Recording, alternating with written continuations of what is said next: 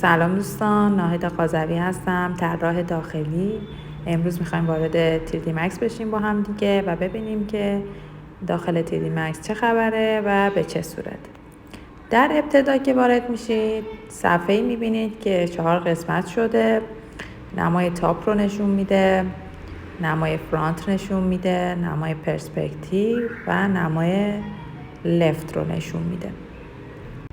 برای اینکه ما وارد هر کدوم از این صفحه ها به صورت اختصاصی بشیم باید بریم روی صفحه کلیک کنیم و کلید Alt و W رو نگه داریم که به صورت اختصاصی وارد صفحه میشیم. حالا بخوایم دوباره برگردیم به همون حالت اولیه، دوباره باید همین Alt و W رو نگه دارید و وارد صفحه اولیه بشید. و به این صورت تو هر کدوم از این صفحه ها بخواید جداگونه برید باید همین کار رو بکنید. Alt و W وارد صفحه لفت شدیم الان. تا آموزش بعدی خدا نگهدار. خوشحال میشم سابسکرایب کنید.